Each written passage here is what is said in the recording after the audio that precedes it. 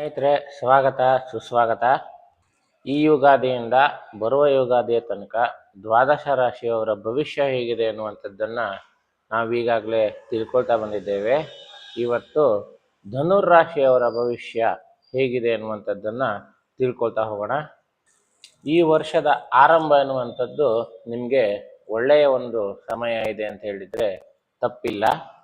ಅದರಲ್ಲೂ ವಿಶೇಷವಾಗಿ ಜಲ ಸಂಬಂಧಿತವಾಗಿ ನೀರಿಗೆ ಸಂಬಂಧಪಟ್ಟಂತೆ ಯಾವುದಾದ್ರೂ ವ್ಯವಹಾರ ಅನ್ನುವಂಥದ್ದನ್ನು ನಡೆಸ್ತಾ ಇದ್ದರೆ, ಕಬ್ಬಿಣ ಅಥವಾ ಗೊಬ್ಬರದಂತಹ ಒಂದು ವ್ಯಾಪಾರ ಎನ್ನುವಂಥದ್ದನ್ನು ಮಾಡ್ತಾ ಇದ್ದರೆ, ಇನ್ನು ಬೇಸಾಯ ಮಾಡುವವರಿಗೂ ಕೂಡ ಒಂದು ಒಳ್ಳೆಯ ಒಂದು ಕಾಲ ಇದೆ ಅಂತ ಹೇಳಿದರೆ ತಪ್ಪಾಗಲಿಕ್ಕಿಲ್ಲ.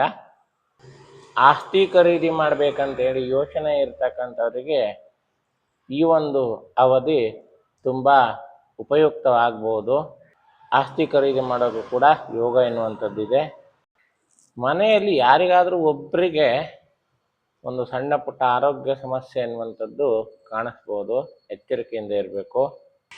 ಕೆಲಸದಲ್ಲಿ ಒತ್ತಡ ಎನ್ನುವಂಥದ್ದು ಹೆಚ್ಚಾಗತ್ತೆ. ಕೆಲಸದಲ್ಲಿ ಒತ್ತಡ ಹೆಚ್ಚಾಗೋದ್ರಿಂದ ಮೈಕೈ ನೋವು ಆಗ್ಬೋದು, ಕಾಲು ನೋವು ಎನ್ನುವಂಥದ್ದು ಉಂಟಾಗ್ಬೋದು. ಸಹೋದ್ಯೋಗಿಗಳಿಂದ ಕಿರಿಕಿರಿಯನ್ನು ಅನುಭವಿಸಬೇಕಾಗಬಹುದು. ಮೇ ತಿಂಗಳಲ್ಲಿ ಗುರು ಮತ್ತು ರಾಹುವಿನ ಚಲನೆಯಿಂದಾಗಿ ಬದಲಾವಣೆ ಆಗೋದ್ರಿಂದ ಆರೋಗ್ಯದಲ್ಲೂ ಕೂಡ ಸುಧಾರಣೆ ಎನ್ನುವಂಥದ್ದಾಗತ್ತೆ. ಅಗಲಿದಂತಹ ಬಂಧುಗಳು ಪುನಃ ಹತ್ತಿರ ಆಗ್ತಾರೆ. ಅಂದರೆ ಈ ಹಿಂದೆ ಯಾವುದಾದ್ರೂ ಒಂದು ಘಟನೆಯಲ್ಲಿ ನಿಮ್ಮಿಂದ ದೂರ ಆಗಿರ್ತಾರೆ. ಅಂತಹ ಬಂಧುಗಳು ಕೂಡ ಹತ್ತಿರ ಆಗುವಂತಹ ಯೋಗ ಇದೆ. ಆ ಬಂಧುಗಳು ಕೂಡ ನಿಮಗೆ ಹತ್ತಿರ ಆಗೋದ್ರಿಂದ ವೈರಿಗಳ ಆಟ ಎನ್ನುವಂಥದ್ದು ನಡೆಯಲ್ಲ ಅಂತ ಹೇಳ್ಬೋದು.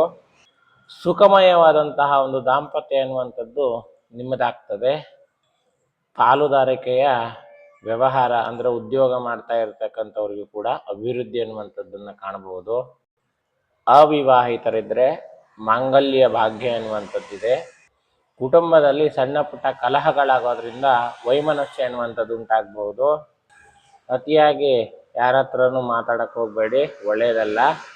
ಅಕ್ಟೋಬರ್ 18ನೇ ತಾರೀಕಿಂದ ಡಿಸೆಂಬರ್ 5ನೇ ತಾರೀಕಿನ ತನಕ ಮನೆ ಅಥವಾ ವಾಹನ ಅಥವಾ ಭೂಮಿ ಅಥವಾ ಆಭರಣ ಇಂತಹ ಯಾವುದೇ ವಸ್ತುಗಳನ್ನು ಕೂಡ ಖರೀದಿ ಮಾಡೋದು ಬೇಡ. ಫೆಬ್ರವರಿ ತಿಂಗಳಿಂದ ವರ್ಷಾಂತ್ಯದವರೆಗೂ ಕೂಡ ಒಳ್ಳೆಯ ಅಭಿವೃದ್ಧಿ ಅನ್ನುವಂಥದ್ದನ್ನು ಕಾಣಲಿಕ್ಕೆ ಸಾಧ್ಯ ಆಗ್ತದೆ. ಸಾಹಸಮಯವಾದಂತಹ ಕೆಲಸಗಳಲ್ಲಿ ನೀವು ಕಾರ್ಯೋನ್ಮುಖರಾಗಿ ಇರ್ತೀರಿ. ಆದರೆ ಎಲ್ಲದಕ್ಕೂ ಒಂದು ಮಿತಿ ಅನ್ನುವಂಥದ್ದನ್ನು ಇಟ್ಕೊಳ್ಳಿ. ಅತಿಯಾಗಿ ಯಾವುದಕ್ಕೂ ಹೋಗಬೇಡಿ, ಒಳ್ಳೆಯದಲ್ಲ. ನಿಮ್ಮಲ್ಲಿರುವಂತಹ ಒಂದು ಬುದ್ಧಿ ಅನ್ನುವಂಥದ್ದನ್ನು ಒಳ್ಳೆಯ ಒಂದು ಕಾರ್ಯಗಳಲ್ಲಿ ತೊಡಗಿಸಿದರೆ ಜಯ ಎನ್ನುವಂಥದ್ದು ಖಂಡಿತವಾಗ್ಲೂ ಸಿಗ್ತದೆ. ಒಳ್ಳೆಯ ರೀತಿಯಲ್ಲಿ ಹೆಸರನ್ನು ಗಳಿಸುವುದು ಕೂಡ ನಿಶ್ಚಿತ. ಆದರೆ ಅದೇ ಬುದ್ಧಿವಂತಿಕೆಯನ್ನು ನ್ಯಾಯಬಾಹಿರವಾಗಿ ದುಷ್ಕರ್ಮಗಳಿಗಾಗಿ ಓಡಿಸಿದರೆ ಸಮಾಜದಲ್ಲಿ ನೀವು ಇದುವರೆಗೇನು ಹೆಸರು ಎನ್ನುವಂಥದ್ದನ್ನು ಪಡೆದುಕೊಂಡು ಬಂದಿದ್ದೀರೋ ಆ ಹೆಸರು ಕೂಡ ಹಾಳಾಗುವಂಥ ಸಾಧ್ಯತೆ ಇದೆ. ಅದಕ್ಕೋಸ್ಕರವಾಗಿ ಸನ್ಮಾರ್ಗವನ್ನೇ ಯೋಚಿಸಿ, ದುರ್ಮಾರ್ಗವನ್ನು ಯಾವುದೇ ಕಾರಣಕ್ಕೂ ಯೋಚನೆ ಮಾಡಬೇಡಿ. ಅತ್ಯಂತ ಎಚ್ಚರಿಕೆಯಿಂದ ಹೆಜ್ಜೆಯನ್ನು ಇಡಿಸಿ. ನಿಮ್ಮ ಎಚ್ಚರ ಎನ್ನುವಂಥದ್ದು ನಿಮಗಿದ್ರೆ ಸಾಕು. ಆದರೂ ಕೂಡ ಈ ವರ್ಷ ಎನ್ನುವಂಥದ್ದು ನಿಮಗೆ ಶುಭದಾಯಕವಾಗೇ ಇದೆ ಅಂತ ಹೇಳಿದರೆ ತಪ್ಪಾಗಲಿಕ್ಕಿಲ್ಲ. ನಾನು ಇಷ್ಟರವರೆಗೆ ಹೇಳಿರುವಂಥದ್ದು ಇದೇ ಅಂತಿಮ ಭವಿಷ್ಯ ಅಲ್ಲ. ನಿಮ್ಮ ಜಾತಕದಲ್ಲಿ ನಡೆಯುವಂತಹ ದಶಾವರ್ಷಗಳಿಗೆ ಅನುಸಾರವಾಗಿ ನಾನು ಹೇಳಿರ್ತಕ್ಕಂಥ ಭವಿಷ್ಯ ಎನ್ನುವಂಥದ್ದು ಕೂಡ ನಿರ್ಣಯ ಆಗತ್ತೆ. ನಿಮ್ಮ ಜಾತಕವನ್ನು ಒಂದು ಸಾರಿ ಪರಿಶೀಲಿಸಿ ಯಾವ ದಶಾವರ್ಷ ಎನ್ನುವಂಥದ್ದನ್ನು ನಡೀತಾ ಇದೆ ಎನ್ನುವಂಥದ್ದನ್ನು ಕೂಡ ತಿಳಿದುಕೊಳ್ಳಿ.